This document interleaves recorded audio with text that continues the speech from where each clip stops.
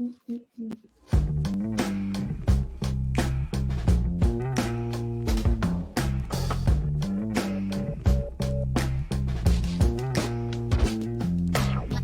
that.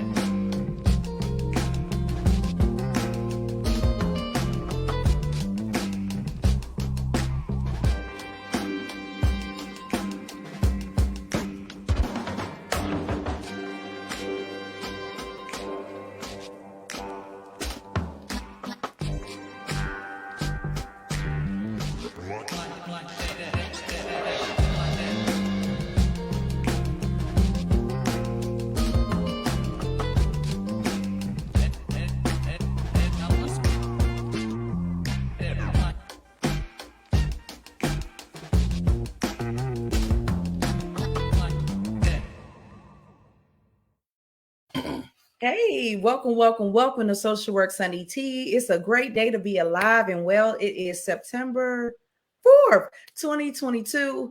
Listen, I want everybody to like, subscribe, share, all of that good stuff. We have an amazing show today. It is a great day. It's Sunday. Well, over here in Chicago, everybody's in different places, and I'm so glad. I'm honored to have these amazing individuals to be on the podcast, Social Work Sunday Tea.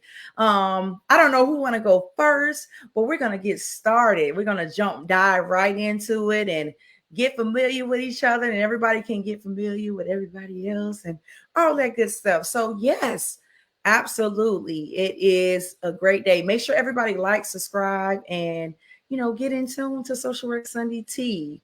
Miss Cindy, if you'd like to. Yes, you can go first. Introduce yourself. I'm over here in the background telling people, come watch Forward in the Link. Come on. Yes, absolutely. If you like to go ahead. Yeah. I was gonna say I see Patrice came. She tried to go in the Zoom meeting, so that was my instruction. So I'm texting. Okay. Okay. So cool. So I just want Anthony over there sharing it too. I already know he's sharing it too. He is. Hello, hi Patrice. How you doing? We're live and in color. Yes. So yes, I know everybody is sharing. That's all good. We're here to get in tune with everything. And if you would like to go first, Mr. Anthony, would you like to go first? Ladies should go first, but I'll go first. What you need from me? My name is Anthony McCauley. I'm from the state of North Carolina, and I am the founder and CEO of Males of Distinction Youth Organization, as well as I also own a drone business. Okay. I am a 3-time #1 best-selling author. I've written 11 books, and ACEs matter to me. Okay, yes. That's why I'm here today. So thank you so much, Shakia, for this invite to Social Sunday Tea. Did I say that right? Social Work Sunday Tea. Social Work. Oh man, I'm just excited, man. I'm sorry, I didn't mean to blow that like that, but I'm so happy, so grateful to be here in your presence. Thank you so much. I'm proud of you because I've seen some of the work you've done, and congratulations on what you're doing. And you are in this field as well, so you're gonna understand. When the more and more I talk and the more things come out on my side of why I'm here, why I'm excited to be a reacher, and why I'm a part of ACEs Matter, you're going to understand from a social work standpoint that this dude right here, man. Yes. So you're going to know exactly why I am passionate about the field of social work. But sometimes we give so much away, we have to make sure that we're taking care of our self-care as well. Absolutely. I am a certified peer support specialist here in the state of North Carolina. Certified recovery coach. I am currently contract myself out with people helping those who are dealing with opiate addictions, particularly right now. Fentanyl is really tearing up. This September is the month of recovery, and also we just celebrated International Overdose Day. All of this is tied into ACEs. The more and more I start dealing with my clients, the more on the bottom line of why I'm studying what I'm studying when it comes to ACEs Matter. I am figuring out, they are figuring out, and overcoming toxic behaviors and able to break the cycle of their ACEs. They're finding out that, hey, something did happen to me. you Yeah. know? So, Absolutely. I'm not, you told me to go first. So, Look, the top sets the tone. So Patrice, you up next. You need a deep breath and to get to follow that because the top didn't set the tone, but Patrice got this. Absolutely. Come on, but hello, I'm Patrice, and I'm from the Virginia area, born and raised. A little bit about me: I am mental health for the Black culture on Facebook, Instagram, and Twitter. I started the page during the pandemic. I went through a life-altering situation with my daughter that caused me to relive my childhood trauma. And me myself, I was a foster child, so I know the work that you do, Miss Houston. And I use that page to kind of for outreach, for mental health support. And sometimes people can say things better than I can. So I use memes to express my feelings and to share with other people, just connect. And I build a community and I love it. Even on my worst days, I show up for them because I feel like I have to. And that keeps me strong. But I'm also the founder of a nonprofit organization named Flavors Academy, which is a cooking program for children in Northern Virginia for youth ages 9 to 15, basic cooking skills, independent living, budgeting. We're trying to work in some arts, theater, and music. So that's where I'm at, and that's what I'm doing. All right. Thank you so much. You're All welcome. right, Miss Cindy. They gave me some hard work to follow. I'm just Cindy. And here's what I'm gonna say. I'm Cindy and I get to be friends with both of them. Ha ha ha ha. Yes. They say life is a lot about your social capital, and these people are my social capital. As the founder and president of ACEs Matter, it was a mission for me when I learned about my own childhood adversities. Patrice didn't already put it out there and said she was a child of the foster system. She had to grow up in the foster system, and now she's a mother, right? Yeah. And so the more and more, and Anthony talks a little bit about his, but the more and more we do the work that we do, we run into people who, if they are having a hard time in life and getting past some of their adulthood struggles, as Anthony said at the top, it usually goes back to what happened to us in childhood. Yeah. So when I started this business, I realized I wasn't the only one. I was over here in my own little world, and then I was reading books, and oh my God! So more and more it started to look like us. People like Patrice talked about having mental health for the Black culture. That's how I met her. Okay. Me and I were both online in 2020. Like, we got to do something with this information. We can't just, now those who know should teach. And so we was like, we got to figure out a way to get this out. And that is how I ran into Patrice. And we established a relationship. Another part of my social capital that has contributed to me having these type of people around me was a lady named Coach Erica Love, which I think me and you've been on her show before. Have you been on Erica's show before, or you know who I'm talking about? I think so. Yeah, I think so. I think I have. I feel like we done so many. Like, we did a lot of stuff. Yes, we did a lot of stuff. I'm just like, I don't think so. Yeah. Well, what you need to know about Coach Love is that Coach Love connects. And so Coach Love connected me with Anthony McCauley when she had Anthony on her show, and I had been on her show. And I had talked about ACEs with her on a personal level. And when she met Anthony, she was like, I got somebody you got to meet. Yeah. Y'all have perfect causes and y'all should be doing your work together. So as you can see, I get connected with people who are doing the best they can with the information they have to spread the awareness about, hey, here's a way to be kids' protective factors. Patrice does it through her cooking academy. Anthony does it through his mentor program. And I get to do it through adults. Right. Absolutely. So a little bit about ACEs, and yes, 2020 was my I'm not gonna call it a project. It's my baby, and I trust these people with my baby. Yeah, absolutely. And I'm so glad you guys, coming on the show and sharing and giving all the information. So we're gonna dive right into it. Like, for people that don't know what is ACEs or adverse childhood experiences, I don't know who will want to go first. Anthony, you can go as far as what is ACEs, as far as what is it, the overall, so people can get a clear understanding of what it is. we can go from there. And speaking your language too, make us think. I mean, don't feel like you got to say what the CDC said. We'll do that. Go to my website if you want to know what the CDC calls it. But use your language. Use your means. Right. This is definitely a safe space, and we can be able to, you know, just get it out there, and so the people can understand what it is. Okay. Yeah. Okay. Thank you so much for clearing that up, Cindy, because I was getting ready to go with it's a traumatic event, but check this out. To all the people that's tuning in right now, I'm seeing UK, I'm seeing Scotland, yes, I'm seeing a lot of people tuning in. This is amazing. Yeah. To me, ACEs is all these things we deny within ourselves, like whatever we perceive as evil, inferior, or unacceptable, become a shadow to you. Okay?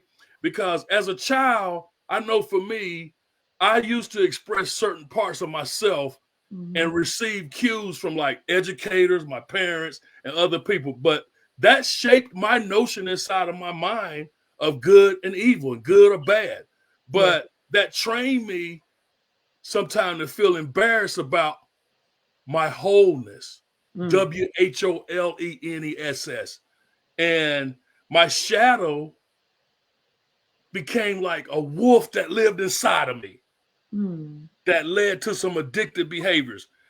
I felt like holding on and in some darkness that I couldn't get rid of, but they stayed with me whether I liked it or not. And whether you could see them or not, it stayed with me. Okay.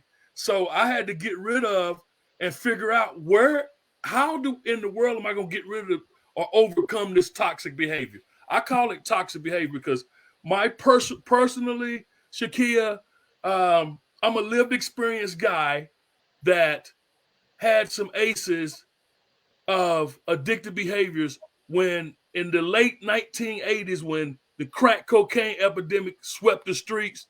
I was a Dr. Jekyll, Mr. Hyde type guy.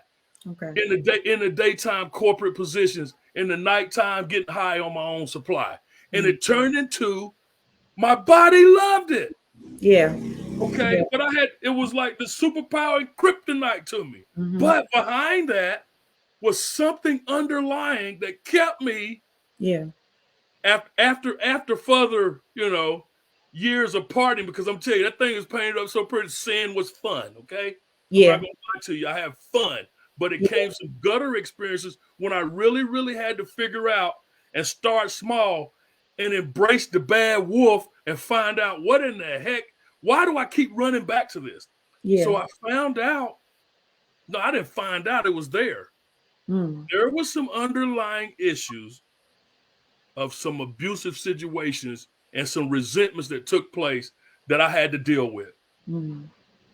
I'm 6 years clean right now. If that tells you anything. I told you this started with me in the late 1980s.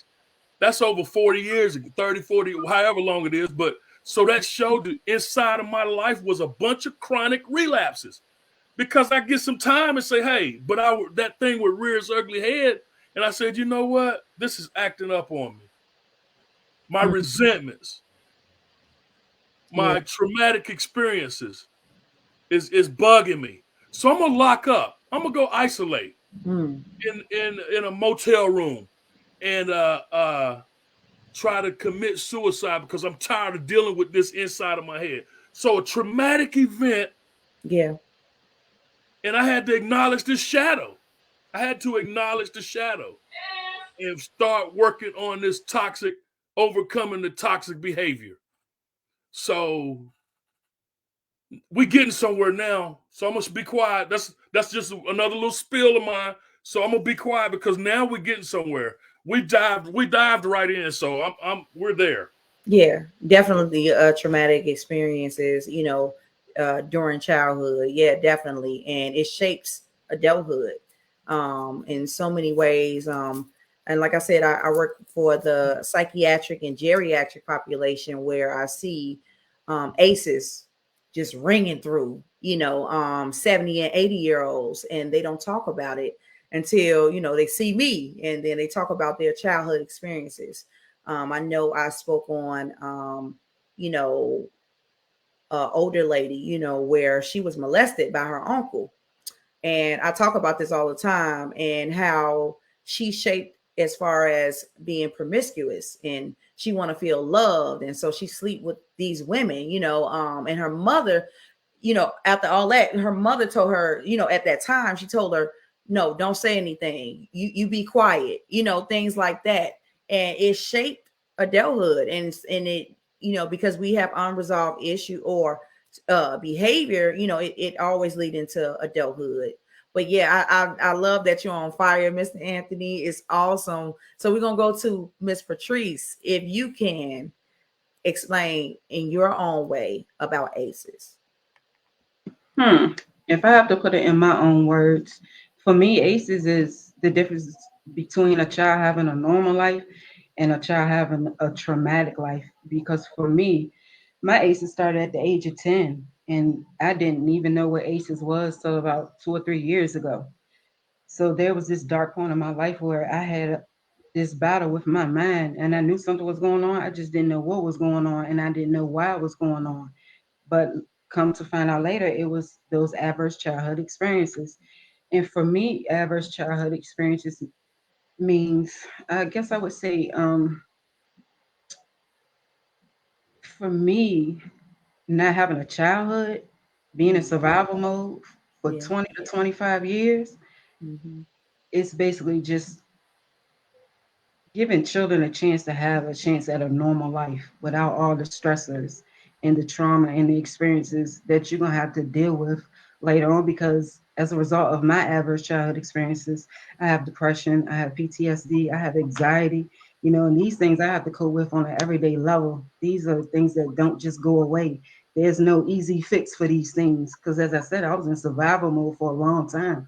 So like for me, it's the difference between children having a balance of their emotions as well, because for a long time I didn't know how to balance my emotions. And still now, I have to catch myself and pull myself into a timeout sometime and think about my response before I respond to things, because I'm just not that person no more. And I'm thankful for that. But it's hard to have these learned behaviors of having to live in this mode where I can't trust people. I have to keep things to myself, and then get into this age where I'm learning about me finally at 40 something years old, that I can loosen up and be free, but I'm still so guarded, So for me, a chance for children or anybody really to have a normal life. And that's a lot to say in a sentence, because nothing about life is normal. But with adverse childhood experiences, it's really just, it's a totally different life. And I don't think people see that on a bigger perspective of mental health, adverse childhood experiences, the difference between normal and traumatic. Yeah, definitely. And I thank you for sharing that, because you know what's normal to you may not be normal to someone else. And and I think that we need to change that narrative, because we're talking about ACEs matter, because it does matter, because it, like I said, keep saying it over and over again, it shapes our adulthood. Some things you have to, check yourself, like, ooh, okay. It's, it's not a race. It's a marathon. It's always a marathon when it comes down to things like that, and reshaping and unlearning to learn again. That's exactly what this is. That's what it is. Unlearning all those things I learned to survive. Now I have to unlearn to survive in what is considered a normal society. Yep. And then we have to do better for our children. Well, we like, okay, so mom and them taught us, because it's something what they learned, right? And it don't work for us. You be like, that don't work. I don't think that works. But we're only doing what we're being taught to do, and that's as far as learned behavior, you know what I'm saying? So it's like, sometimes we have to stop that. We have to break that, you know what I'm saying? Like, okay, that don't work with us. Let's get to this. And now that I know, being in the mental health field, I understand.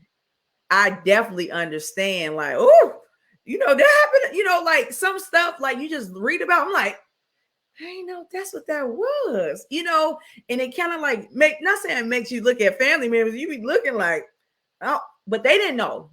So I can't even fault them for not knowing. So like I said, it's all about learning, unlearning, and learning again. And that's the beauty of it. Because now that we know, we can be able to work around and build on top of. Like, okay, all right, let's keep going. Let's figure this thing out. Because I mean, nobody has a manual for life, and we can't pick and choose who our family is. We can't pick and choose that, and we just have to go with with what we have and work around that. And yeah, thank you so much. Yes, Miss Cindy, if you'd like to share, what does ACEs mean to you? It means that all it takes is a conversation. Mm-hmm. So I think about what just happened with Patrice and Anthony sharing what they shared. Yeah. And so ACEs means to me, we planting seeds. Mm-hmm. And depending on where we are in our life will determine what type of ground that seed falls on. Yeah. So for all of us, we need nobody to tell us our childhood was a little bit off balance.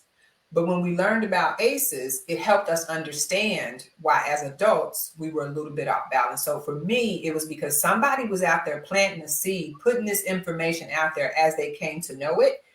Yeah. And that somebody for me was Nadine Burke Harris, okay, which wrote this book called The Deepest Well. She had a platform not only as a person with her own lived experiences with ACEs, but she became a doctor and opened a clinic, wrote a book, and she was like, I want everybody, especially in my culture, to know about this. Because as a pediatrician, she had way too many 5-year-olds coming into her clinic needing ADHD medicine. Yeah. And what was loud and clear to that culture, which I can probably speak for Anthony and Patrice, we came from cultures like that where stuff in the house looked normal to us. Mom and daddy fighting, that looked normal. Yeah. Uncle doing XYZ to girls is okay, so just don't wear a dress around Uncle because you know how he is. Or mama telling you ugly just like your daddy. And so all these different seeds that were planted in our minds as children carried over, manifested into how we saved ourselves as adults. So I say that to say what ACEs means to me is that they are not an excuse, but an explanation. Yeah. During the season of my life, 2020, Nadine Burke Harris had dropped some seeds about it. And she said, this is why every single person who has sex needs to know about ACEs. She didn't say sex. I just put that, that's in my own words. But if you cohabitate with somebody else and you can make babies, then you need to learn about ACEs. Bottom line, okay, from a pediatrician, but she lightened it up a little bit. Okay. So ACEs are not excuses, but an explanation. So because she was dropping seeds, I saw Patrice dropping seeds. I saw Anthony dropping seeds. And just with us continuing to have this conversation, we just left your audience with seeds. So that's what ACEs means to me. Like, we drop these seeds, and depending on where people are in their life will determine how much our words help them. Yeah. It's a money back guarantee if you learn about it, or if it's not the season for you, then it may take you a little bit longer to get to your next, whatever that next level in life is for you. So that's what ACEs are for me. The seeds we plant, and then the people who take what we planted and then turn them around to make people understand them. Absolutely. My whole ACE score of 10 says that I know a little bit about ACEs. Okay, that's awesome. Yeah, and it's all about learning and understanding what it is. And a lot of people don't know that they have ACEs. They don't know that. They was like, what? Like, no, I don't have that. And sometimes some people be in denial. Not my mama. No, not my mama, not my daddy, not my family members. But, some form of ACEs has occurred in childhood. And, I think that this is a great information piece for everybody to understand and to know what ACEs mean, adverse childhood experiences means. So if anybody wants to comment, I'm going to put it on there. If you want to have a question, things like that, y'all make sure y'all tune in and type it in the box so we can answer and be able to accommodate and to help, you along the way so you can do more research on ACEs. All right. Can I put a plug in while we got people typing questions? Can I do one more plug? Yeah, go ahead. I'm plugging us by saying we are lived experience survivors. Yeah. Overcomers, however you want to look at it. We are not clinicians. Thank you, Marissa. This is a great topic. We're not clinicians. where I'm not licensed to give anybody medical advice. Like, this is literally telling you what my rapid transformation was like when I learned about my ACEs. Like, I experienced a rapid transformation in 2020 that allowed me to meet people like Patrice and Anthony. So everything we say is from our own voices, and just know, we telling y'all right now, see your doctor, see your therapist. Yes. Leave us questions, but again, we're giving this information to you based on what we've experienced and what we're learning and sharing as we go. These seeds we dropping along the way. Absolutely, absolutely. So, what's this movement? Yeah, no, it's fine. What's this movement of ACEs Matters? You gotta tell everybody. What does that look like? What is that? And how can we all be a part? I mean, we're all a part of it, because we're all on this live and getting in tune and figuring out what's what and who's who and all that good stuff. So what is the ACEs Matters tour? And Reachers. And I know that we talked about all of this beforehand, but if you can give us a clear explanation, like explain on what is ACEs Matter, the movement. Yes. Okay, the tour, kind of like the tour. I'm gonna what I'd like to do is, for people that are listening, to remember one thing: the tour is about planting seeds, right? Trying to replace some of the seeds that were planted when we were children in our minds and the heads or whatever, right? Trying to replace them with not just information about this whole adverse childhood experience study, but also information that we've learned, and where it's appropriate, we're gonna share our story. So I think I would like Anthony and Patrice, whichever one of y'all want to go first, like when you started learning about what we were going to do with the Reacher residency, what made you want to get involved with that? Yeah, absolutely. I think for me, what made me want to get involved with the ACEs and Reacher residency is my own lived childhood experiences and how it shaped my life and the things that I'm going through. But not just that. It's because I also see another generation getting ready to go through another intergenerational trauma, because like this pandemic has caused a lot of stress, worry, hindrance on a lot of people. So it's about getting that word out and giving the community resources. So when it does pop up, oh, this is what it might be, giving them resources and tools to kind of learn about it, deal with it, and share the word. That's what it means to me. Just like, as she said, planting seeds. It's not discussed. You really don't hear a lot about it. And you would think that with what adverse childhood experiences means, it would be talked about more. Lately, I've seen a lot of articles and news segments about this mental health crisis with these kids that are in the schools. And it's not going to stop at the schools. These children are going to become adults, and they're going to take this trauma into a whole nother lifestyle with them. And it's not just going to affect them, it's going to affect everybody around them. So for me, it's about getting the word out and spreading awareness amongst the community. Absolutely. Mr. Anthony. Uh-oh. Is he there? I don't know if he's there. Anthony froze. Oh, he froze. Yeah, he did freeze. Uh-oh, he'll come right back, I guess. I don't know.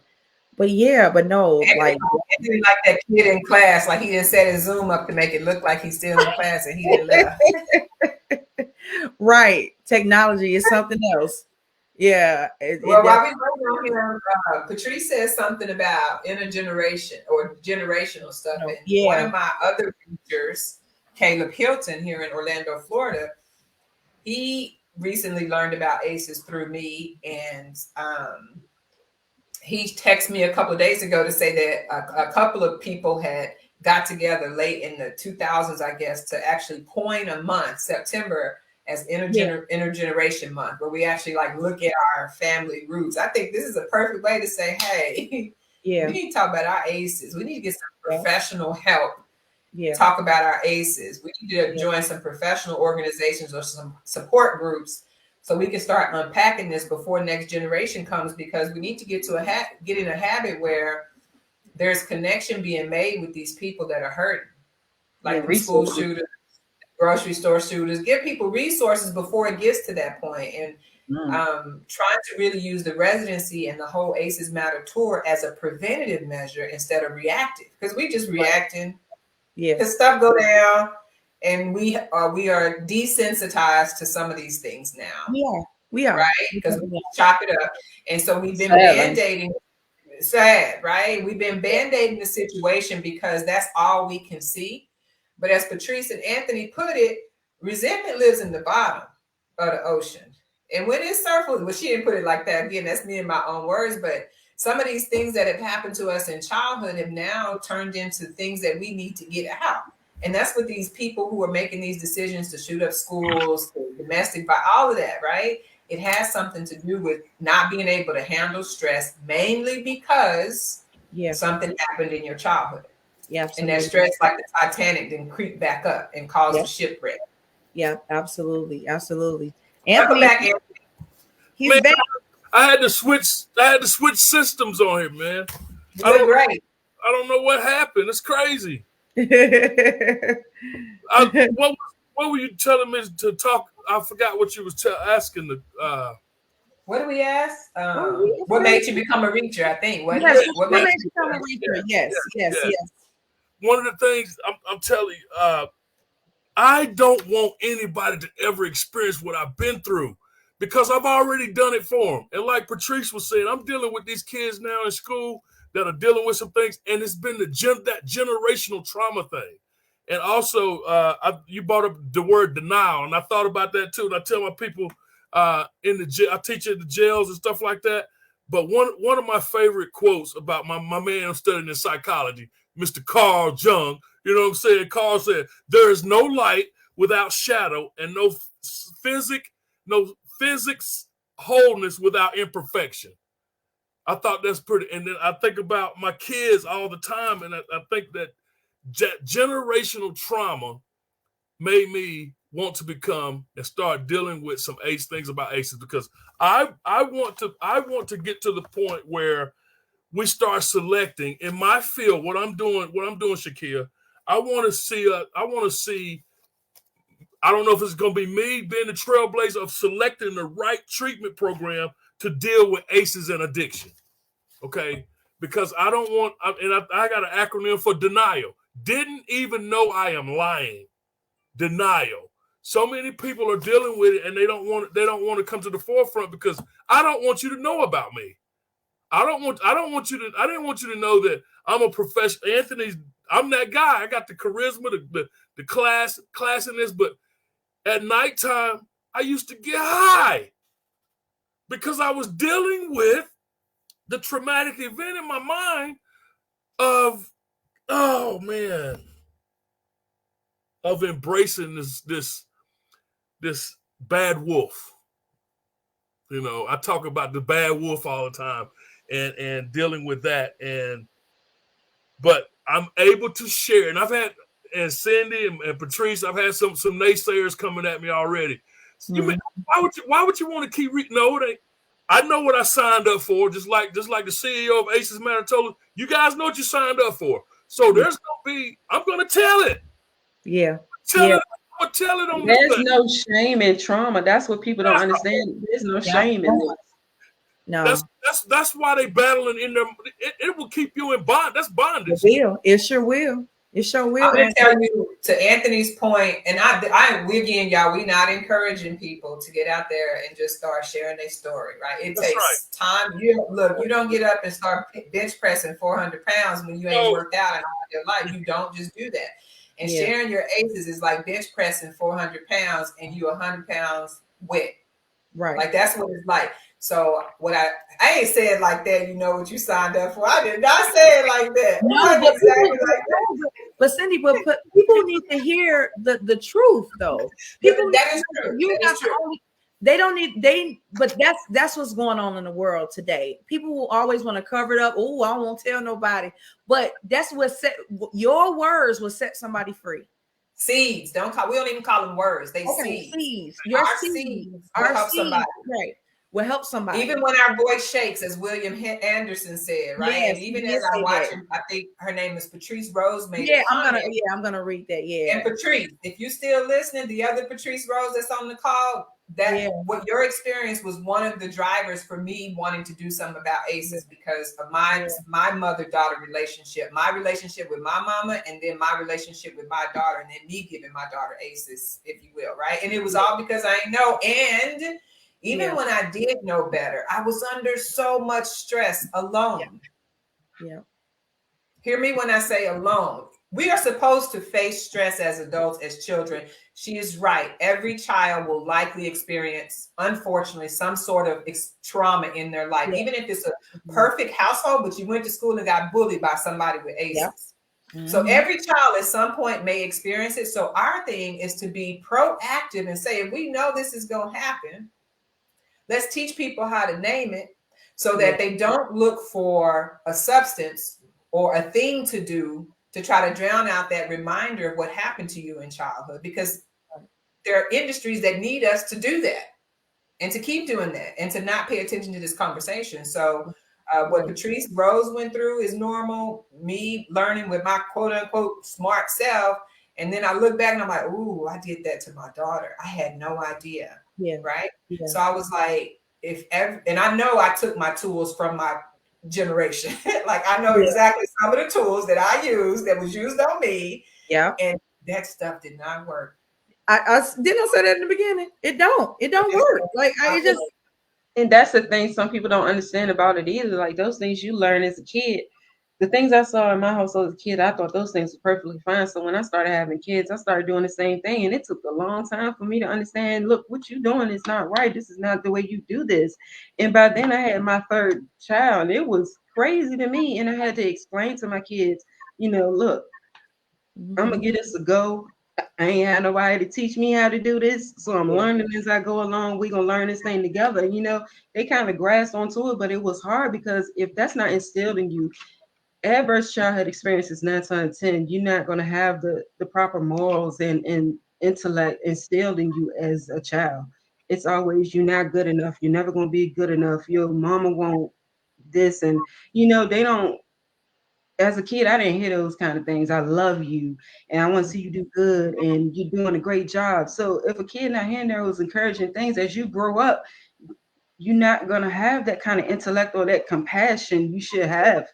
It's, I don't know, it's, y'all saying all the right things. That's all. Yeah, no. And people need to know that because, like people need to hear that seed because a lot of people, they're embarrassed, when you really actually get to the nitty gritty of everything and they get embarrassed quick. Like, I don't want people to know.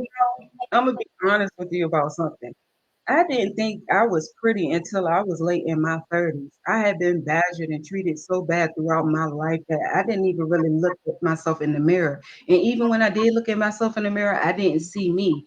And the day that I did, and I promise you, it had to be during COVID lockdown, the day that I actually saw myself for me was the best day of my life. I look at myself so different now. I used to think I was ugly.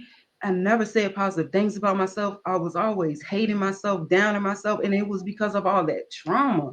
Yeah. So it's like that trauma for some people, it's different for everybody. Everybody has a story. That's so cliche. So to me, it's like, yeah, everybody has a story, but everybody's story is different. Yeah. Everybody's story looks different on them. I walked around, you look at people see me in public smiling, laughing, and joking. They would never think that my ACEs score is a 9 and that I went through the things that I went through. And it started when I was 9 years old and I'm almost 45. Mm-hmm. So these things have an effect on you. They do. And they have an effect on everybody that you love, the people that you're around, the relationships that you try to build. I'm in a relationship. I've been in a relationship for 5 years and I'm still learning how to communicate. What I'm saying? Because of my trauma. So some of these things have lasting effects on us as adults. So it's always we work in progress. That's what we are. And we just try to spread the word to bring awareness so other people can start working on themselves and start loving themselves as they should. Yeah. Yeah, definitely. Thank you for sharing that, Patrice. That's powerful. Yeah. And it's a lot of people out there that feel the same way, still feel the same way. And you really don't recognize your worth, and you kind of like self-sabotage. Oh, I'm not worthy enough because of what has happened or what has been done, because somebody else, their mama called them ugly and all type of stuff. Like I was bullied in school, and I was a skinny little girl. I'm thick now, praise the Lord. But like I thought I was not pretty. I thought I wasn't pretty either. And until I got older, like not older, but like in college or whatever, I was just like, okay. But like even now, I struggle with like, am I worthy of doing certain things? Like, Shakia, God called you to do this. God called you to be this or be that. And I'm like, but but in your mind, because you got that self-doubt and you got that self-sabotage. In the back of your mind, it's always there. It's always there. Like, am I worthy enough to do this? And and I was afraid, even doing this podcast, I was scared to, like, what if the people don't listen to me? What if people don't support me? And what if people, all of this? And Shakia, am I worthy enough? Like, am I worthy enough to even to talk in front of people about mental health? And you've been doing this for 8 years now, Shakia. Come on, man, what you doing? Like I don't know. And I still struggle to this day. Like, I don't think, but no, like definitely just do what God calls you to do. And be what God calls you to be. And I have to say that to myself over and over and over again. Like when things happen, I'm like, oh Lord, when people want me to come speak, like I got some engagements, I'm like, me? And they was like, what's the problem? I was like, I don't know, but I understand. And I get that, because like I was telling you in the text yesterday, I'm semi-new to all this. And like I said, for me, for a long time, I thought I was so ugly. So for me to do this is a goal. This is awesome to me. Girl, I wish I was chocolate. I'm trying to get back in the sun so I can be chocolate. Y'all cannot. I got one question. Yes. Anthony, you got to tell us, because right now we 3 for 3 of being called ugly in childhood, right? All of us.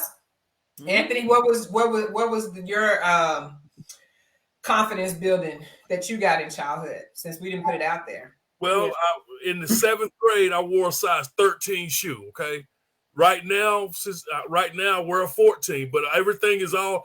But imagine a skinny 7th grader wearing a size 13 shoe, and people always picking my eyes, call me Chinese eyes. And I thought that, but then there was some of the young ladies, oh, your eyes are beautiful, but the guy, man, you got them Chinese eyes and them big feet.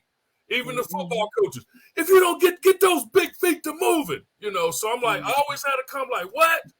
Yeah. You know what? That made me. Whatever you feed your mind, you become. Okay. The seeds that were planted. Yes. All of us had seeds that were planted in our childhood that dealt with something we couldn't control, like the way we look. We couldn't control it. And so along the way, not only did we have they like really should hear this, because we are adults telling y'all this stuff happened to almost cuss.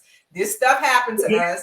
They make you cuss. This stuff happened to us. And as a result, this is what we struggle with in adulthood. So we telling y'all from the horse's mouth, plus there's some science on the shelf that we talk about called ACEs that also validates our story that we weren't even a part of. So we telling y'all that we were picked on in childhood about something that was wrong with our physical characteristics according to the other flesh.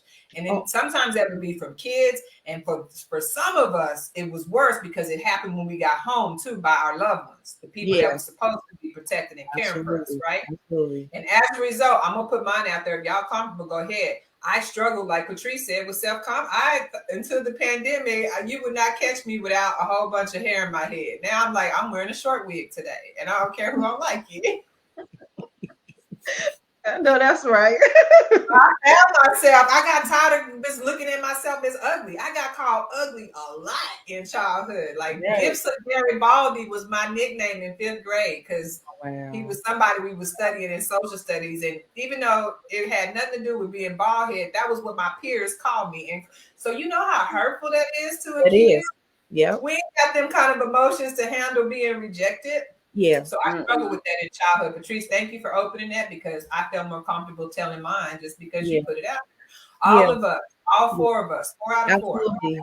Oh, what we Yeah, had a question. How would you? I'm sorry, we had a question. How would you initiate a conversation with a preteen about ACEs?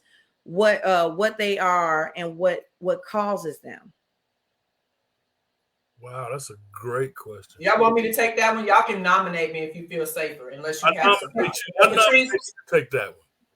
Patrice, you a mama, so have you talked to your kids about it? about ACEs. Mm-hmm.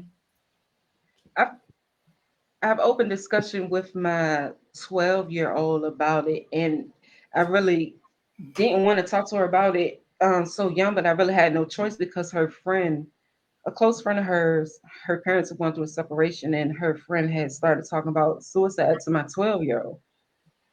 So my 12-year-old brought the conversation home to me, so I had to open up and have this conversation with my child about suicide, but then it kind of opened up the conversation about ACEs, and the way I explained it to her is that life in life we're going to go through some things, but it's how you deal with them. And when you deal with these things that you're going through with life, you always have to remember that you have resources at your hands, even if it's your parents, even if it's at school, if it's an aunt or somebody you could trust. I try to tell my daughter, I mean, it's a hard conversation to have with her because she's still 12. So the only way I can really explain to her is that when she's feeling some type of way or she wants to talk about things, she has resources. Because with my 12-year-old talking about suicide, that done open up other doors to other conversations I'm not ready to have with her, but unfortunately I've had to have them with her, and I've had to reach out to the school in my community for resources to have these conversations with my daughter. So the best thing I could do is say, have a brief conversation with your child about the things that are going on and how the things affect that child, but also reach out to your school and your community for resources to help you have these conversations, because as a parent alone, it's going to be hard because the kids now are up against so much.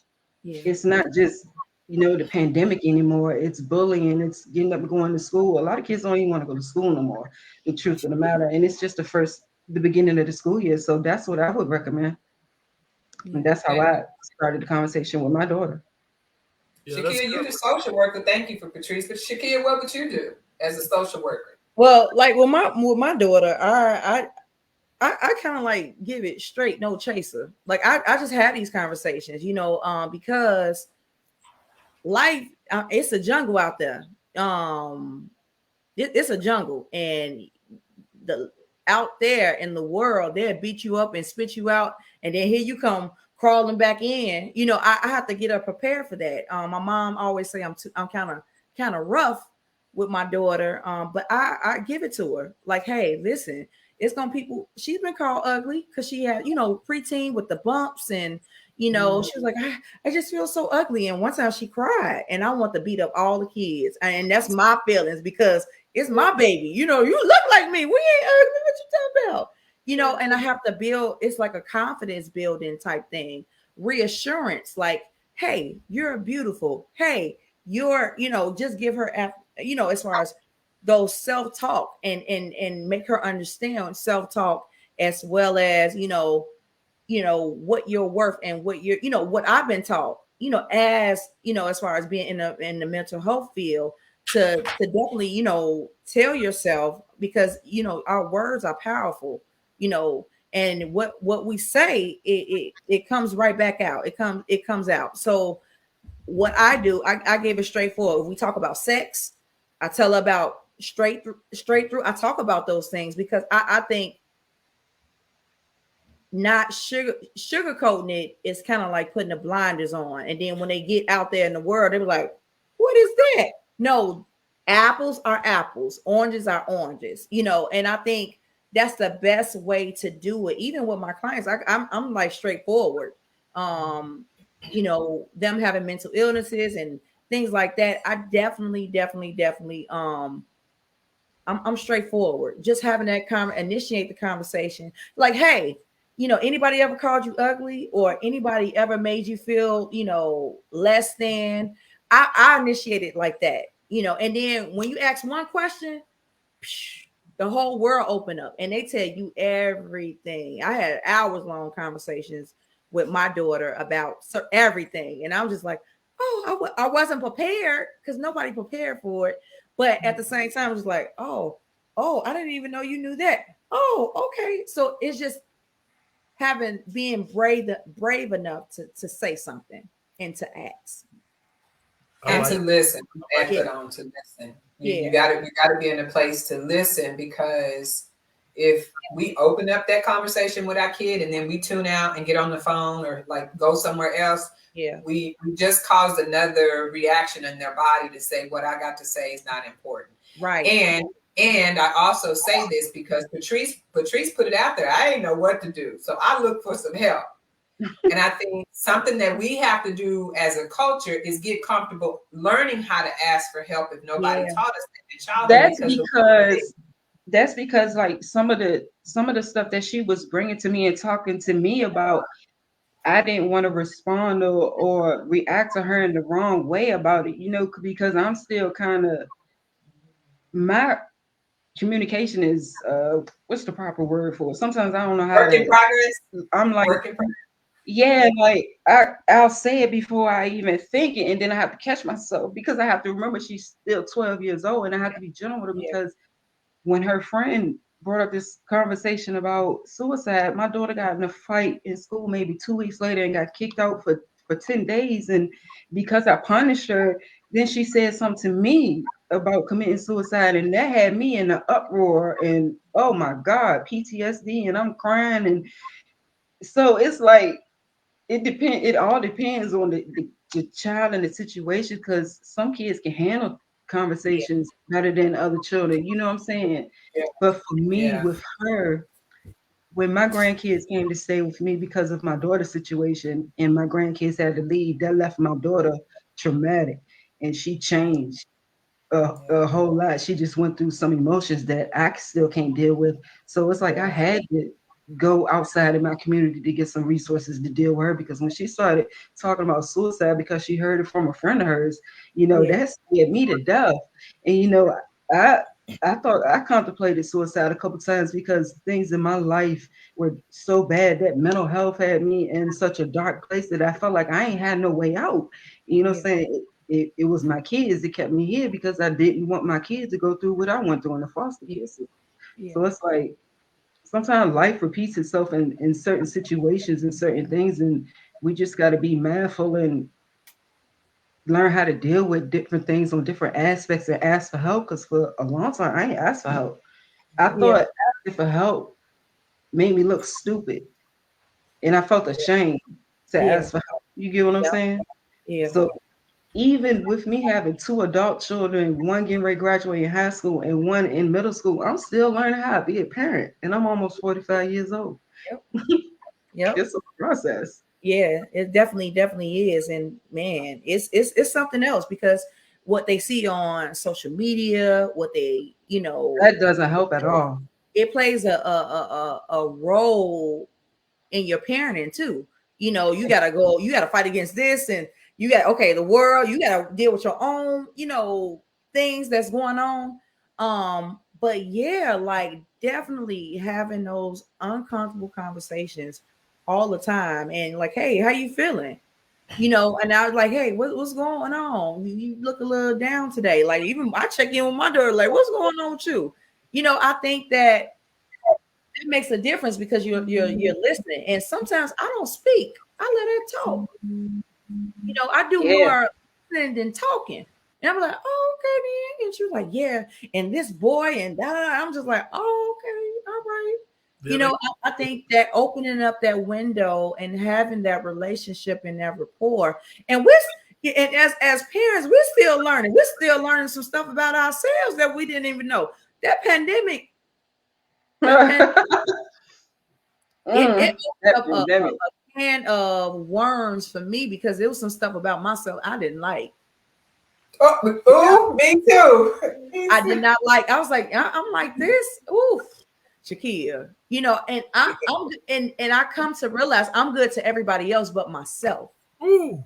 Some of the things we say to ourselves, we would never let somebody else say to us. So we have to check those seeds. And so just the thinking about Isn't that crazy though? It is crazy. Some of the things we say to ourselves, we will never let somebody else get away with. But those are the seeds that have been planted in our mind.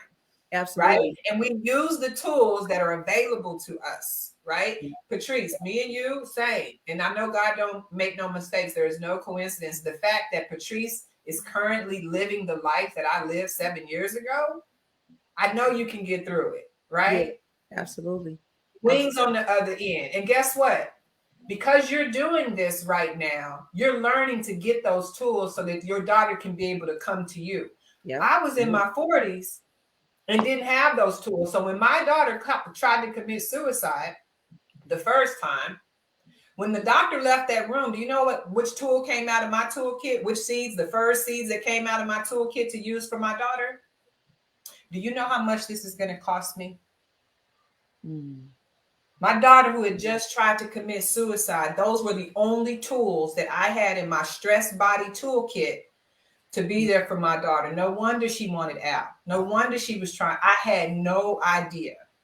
And so for you to be with your babies right now, learning this information with a team of people around you, you're showing people that just because we didn't get the right seeds planted in us during our childhood, that template, it don't mean that we can't be the link that breaks the chain.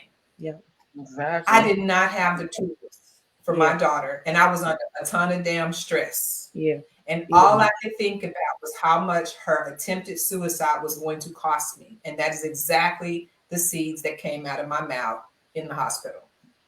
No kid deserves that. So if we are recreating and we have a chance to break this cycle by telling my baby, I'm learning at the same time as you. Yep. Like, we don't have to go call professional help for this. Yeah. Mommy gonna have to work on herself first if you want me to be able to stay present in this conversation, because it might bring up some big emotions for me. Yeah. From my own childhood. Yeah. So absolutely. I leave you with that. Get with you a therapist. If you don't have the funds for a therapist, get with some people that are vibrating higher that will help you. The school will connect you with resources. ACEs Matter. We started it on ACEs Matter, where we're going to bring people in a class together to learn how to bring these conversations up with your family and your kids and yourself. So that you can first be nice to yourself before you can be nice to others. Absolutely. Yeah, definitely. Oh, no, fine. No. So thank you for sharing. I had no idea. I mean, I knew a little bit, but like hearing you say that, like you literally just walked through my life. You literally just walked through my life sharing that. Wow. Oh, wow. Through conversations. You never know. That's why I said everybody's story. We more alike than different in reality, you know. Everybody may have a different story, but we more alike than we are different. You know, we all went through things. Life is that initiating part, like you was talking about too. Here's what's getting ready to happen to me going through my residency training. I can see, because in my community, the kids look at me as a place of safety. Yeah. I went to the yesterday was National Movie Night, National Movie Cinema Day or whatever. So I went to the $3 movie, and it was crowded. All of my kids would sing like we're there. And these kids, so this guy came up and said, "Dude, who are you, man?" He said, "Why are these kids running up to you?" I said, "Because they know me and they know I'm a place of safety and they acknowledge that." But here's what's going to happen, Shakia. I'm going to be able to, after I continue to gain my knowledge of my residency training, I can have my boys. And I got, over the last 5 years, I've come in contact with over 150 boys. So I got boys from the ages of 8 to 17 years old. I'm going to be able to have them in a group setting. And I'm going to be able to say, hey, guys, this is what we're getting ready to talk about. And I'm getting ready to, I'll be able to display to them a knowledge base about adverse childhood experiences. But I've got to have the parent involved with me. Yeah. Because I'm getting ready to teach. I'm getting ready to show your son or teach your son something, but I need you to be in the presence. I need you to be in that same group with him when we talk about this. Yeah. You know, so I'm in a very, very, I'm being set up. It's a setup. So Ace, my residency training, It's setting me up. It's a great good setup.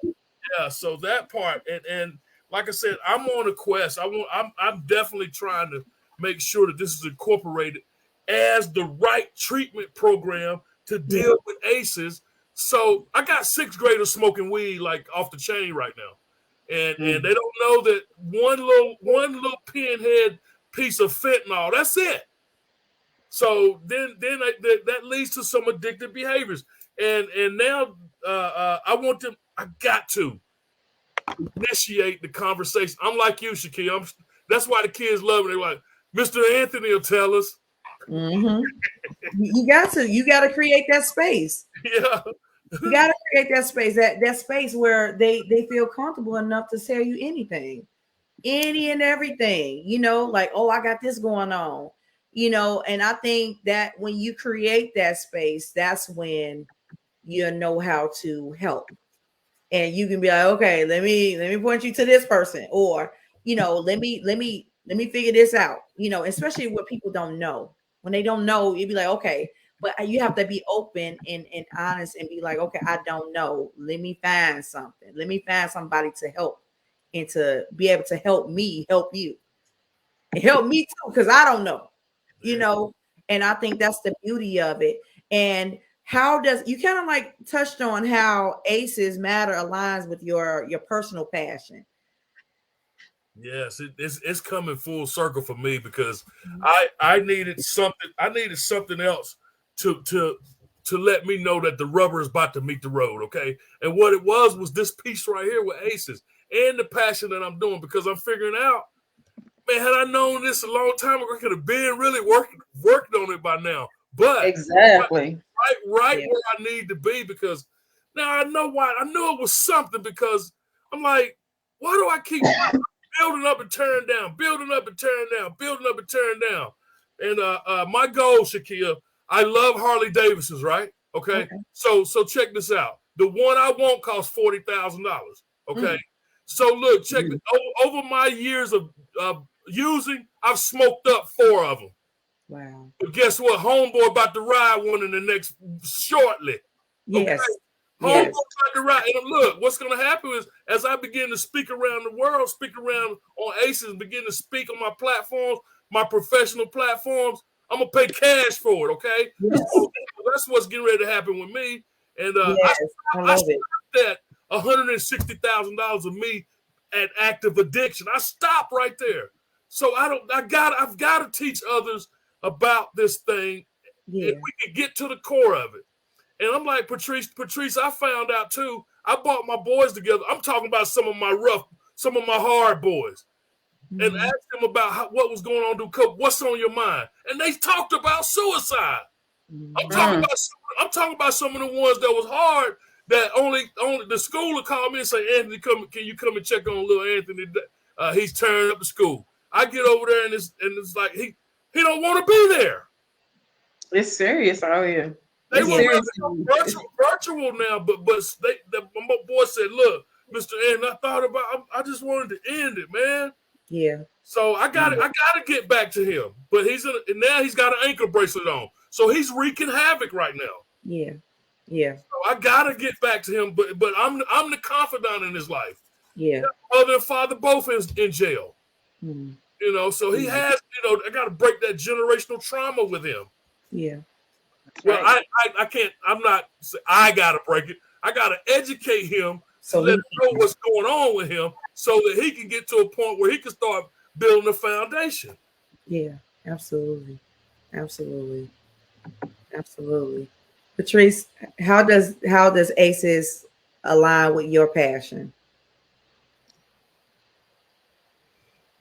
Educating children and giving them a chance at a better life. Yeah. And I could do that through cooking. Yeah. That was, even though my childhood was the worst to me, one thing that I grasped from it was cooking, and I love to cook. Okay. Kids love to cook, and that's my way to teach them about ACEs. Yeah, definitely. I love it. Definitely. Patrice, you remember that commercial back in the day? That crack commercial where they was, or maybe just a regular drug commercial, but they would put the butter in the pan and then eggs in the pan.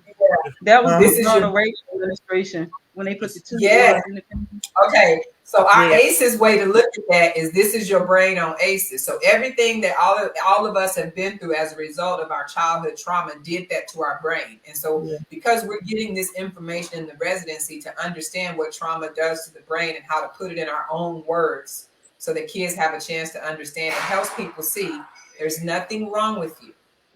It's what happened to you. And this is your brain responding to that, even 40 years later.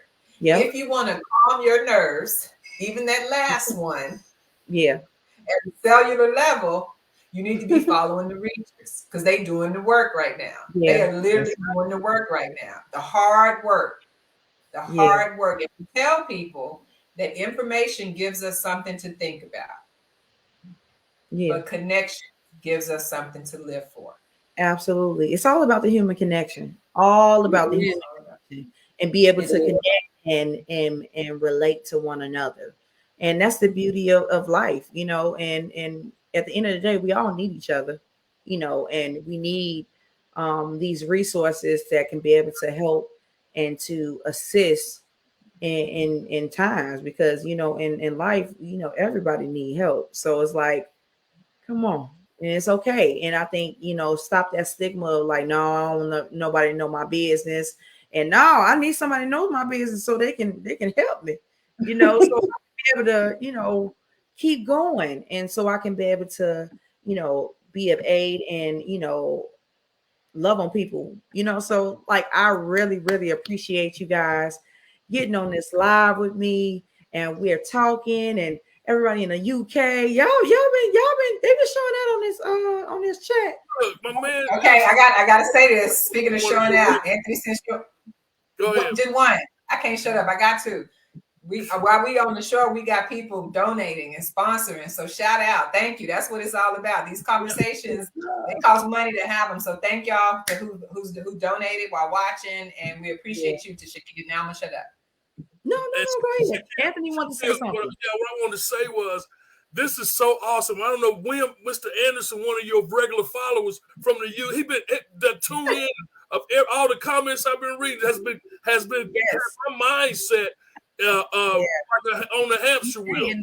And this just to even know that we're talking to somebody in the UK right now. He's giving me information about what's happening with the addictive behavior community in the UK. This is crazy, man, or Scotland or wherever he's at. Yeah, I think Scotland. Hey, UK, Scotland. Oh yeah, he was talking about Scotland. The drug. Yeah, that's William. William is a ride or die. He has an ACEs foundation that he focuses on in the UK. So we telling people if you come through UK, and I'm gonna go and just put this out there because we like to show off what we do in class. We meet once a month on Wednesdays as a cohort, and on Wednesday nights, on the last Wednesday of the month, we all get together.